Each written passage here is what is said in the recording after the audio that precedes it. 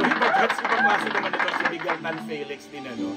Napag-usapan na nga natin dito ng mga nakaraang episode na di pa pagkatapos nilang tour sa Amerika, Voltes 5 na ano pa nga ay nagkaroon pa nga ng blind item kasi di ba yata siya nabigyan ng yung parang nahirapan sa visa, but eventually nakakuha rin naman siya ng visa at nakasama niya ang nalilink sa kanya na leading lady din naman niya na si Isabel Ortega, at ang dami nga nilang pictures. Amerika, nagliwaliw sila, mga holding hands chuchu, at piniliwanag naman nilang very comfortable sila sa isa't isa, na talagang ang samahan nila on and off screen ay more than friends. O more than friends talaga kami ang nagbigay ng more than friends. Hindi kasi diba, ang mga bata kasi ngayon, lalo ito si Miguel Tan Felix, batang artista, nagsimula yan ng sobrang bagets pa siya.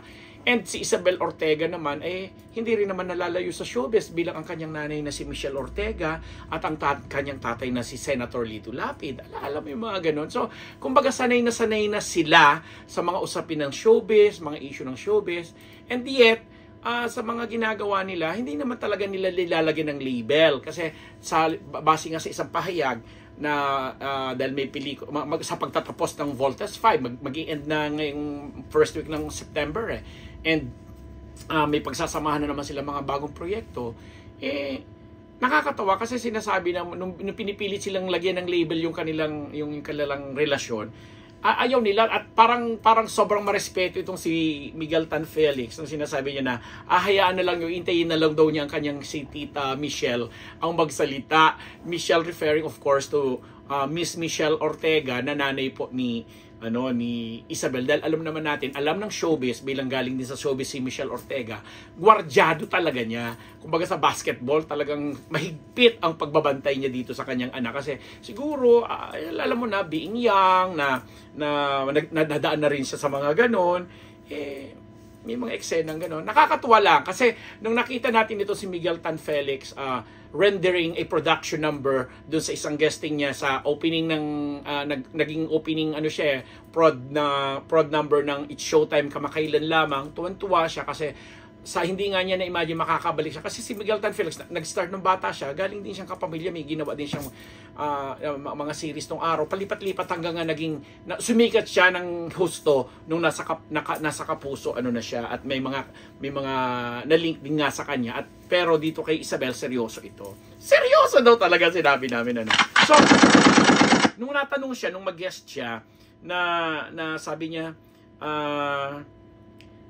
tawag doon, nung pinag-sample siya ng WhatsApp Madlang People at tinanong siya kung sino yung gusto yung makakolab. Sinabi niya si Kuya Vong Navarro daw kasi kapwa iniidolo niya sa pagsasayaw, excited siyang mag-perform na makasama ito. Sabi niya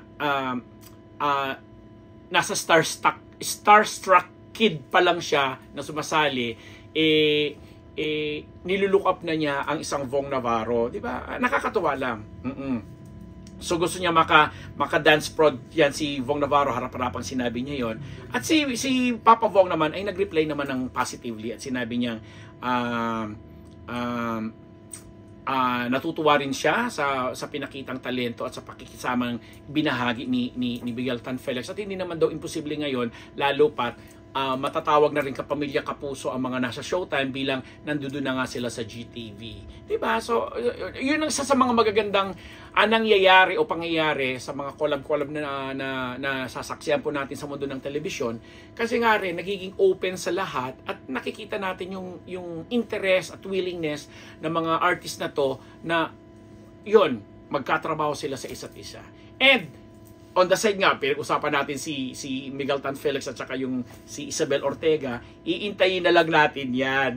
Iintayin na lang natin kung paano ba nila lalagyan ng label, or kung si Miss Michelle Ortega ba yung mami ni Isabel ay magkukumpirma or magdi-deny ng kung anumang dapat sa pagitan na nangyayari kina Isabel at kay Miguel Tan Felix. Isa sa mga bagets na talaga namang very promising, or dalawa pala sa mga tandem na very promising, dahil alam nga natin, sinabi natin sa nauna natin pahayag na alam naman nila ang mundo ng showbiz. Nagsimula sila mga bata, nagsimula sila ng mga artistang maraming nilulook up na mga nakakatrabaho pa rin nila hanggang sa ngayon. So looking forward din tayo sa mga bagay-bagay na magpapayabong yun, mag-grow ang kanilang relationship. And alam mo, gustong-gusto ko yung naging attitude ni Miguel Tan Felix, kasi yung respeto niya dun sa nanay ng sinasabi nating ngayon ay karelasyon niyang si Isabel,